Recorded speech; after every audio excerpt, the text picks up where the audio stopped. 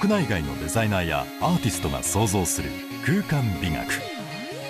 人々の輝ける暮らしを求め、創造という終わりなき道をひたすら走り続ける。建築家とは創造のアスリートなのかもしれない。今回のフォーカスアスリートはスペシャルプレゼンテーションとして海外の建築家たち自らさまざまな建築観を披露していただきます。今回は前々回からお送りしてきた建築家フランク・ゲーリー特集の最終話。ビルバオ・グッゲンハイム美術館などで世界に名を轟かせるゲーリー氏の斬新なデザイン性の本質にさらに迫り、大胆かつ奇抜な建築様式の起点、そして現在の作風へ変化していく様などに焦点を合わせながら、彼の建築に対する真摯な思いや可能性について語っていただいた。まずはあまり知られていないゲーリー氏の処女作品のエピソードからご紹介。Started and opened my own practice, which was very meager. I mean, I got one building to do, and the building was for a K Jewelers. They're a big jewelry company now, but they were small then. And the president had spent some time in Japan. He fell in love with Kyoto and the gardens, and like we all did, you know, it's beautiful. And he wanted me to do a little warehouse, but offices for him in the front, Kyoto style. And which was easy for me. So you can see the building, the facade is still there. It's a funny building. The street was widened, so the garden is gone. So now all you see is this facade on a warehouse building. But between 1962 and 95, when I started Bilbao, so that's I did a lot of work in there, and some of it, a lot of it wasn't published, so the general public doesn't. They think I did my house and then Bilbao and that's it. I did a lot of other work. There was a turning point, which I've talked about during that time, where I was doing commercial architecture, like that wasn't as good, and to make a living I had to take those. But slowly I realized that I couldn't keep doing that. I had to follow what I really wanted to do. So the office became very small, and I started over again, probably in 1980. And there were only 3 of us in the office, and then slowly we got work. But it took a long time. The kind of work I was doing was more rough, with plywood exposed, and so I was not called on to do more important buildings. When I worked for Gruen, my boss, my mentor there, was a Viennese, and very perfect details, perfection. When I started doing my own work, I didn't have clients that had that kind of money. And I had to put up with bad workmanship, and I was always frustrated, you know. I realized slowly that you can't beat them. So the best thing is to join them. I was looking at art that was made with throwaway stuff. It was beautiful, I thought, and it's still beautiful. And today it commands millions of dollars, those paintings. I decided to loosen up on that, to go with the flow. The workmanship, I could use it positively because I knew what it's going to be, and I could make like a palette with paint colors. It became one of the pieces of the palette. I then used it and worked with it and turned it into a virtue as best I could. さらに続けて携わった作品が彼の独創性を加速させていった。The architects in LA were not very kind to me at that time. They made fun of me. How could I do those kind of things? And I did a very minimal box, 2 boxes for Lou Danziger. The artists love it. The artists were very complimentary. The architects were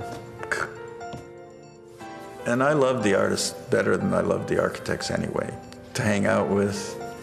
And intellectually, it was more stimulating and felt more like freedom, and one could be oneself. And I think that's something I would tell future students and future architects, that the most important thing is to be yourself. It's not trying to fit into a package of ideas is against nature, I think, against human nature.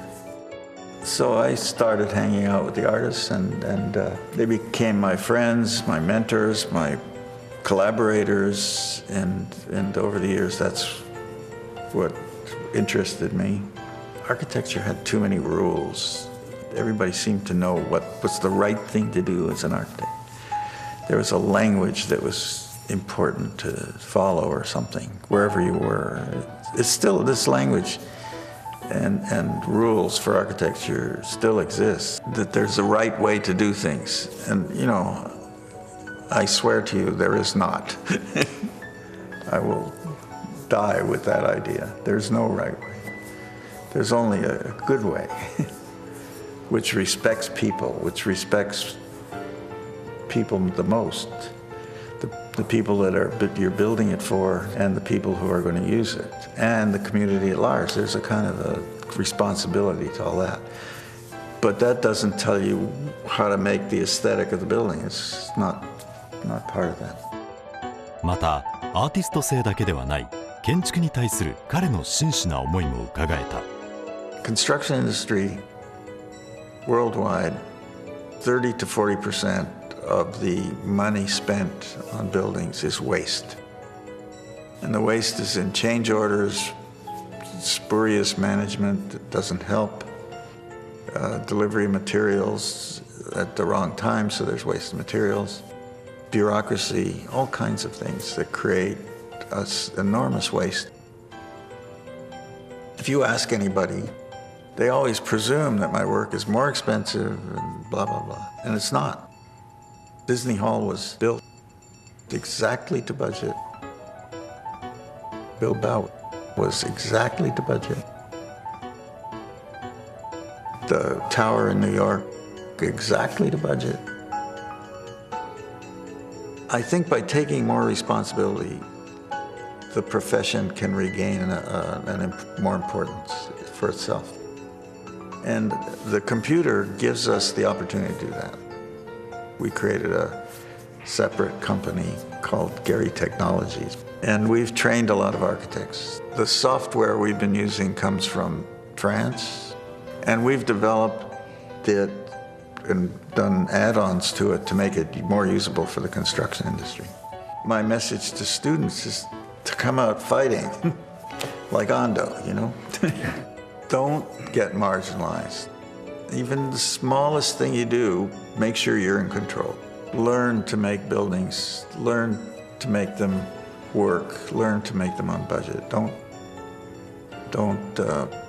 assume that that's beneath you to do that. That's part of the job. 最後に個性のあり方について語っていただいた。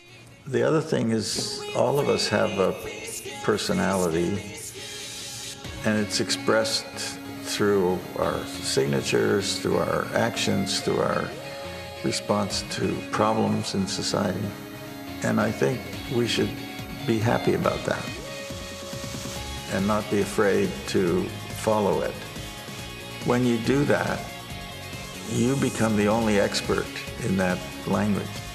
If you do it your way, it's gratifying. It's a better contribution. It speaks of the kind of politics we believe in, democracy, and freedoms of individual expression. You'll be much more gratified after 30, 40 years of working to look back and feel that you've been part of something very special, not just following some rules that are not necessarily relevant. The rules are created not necessarily, they're created sometimes for expedience. It had nothing to do with solving the problems of the world. I mean, I don't think architectural style is that relevant. There's so much more going on So working with MIT with the scientists was very exciting to me. Working with the Philharmonic, with musicians, very exciting to me.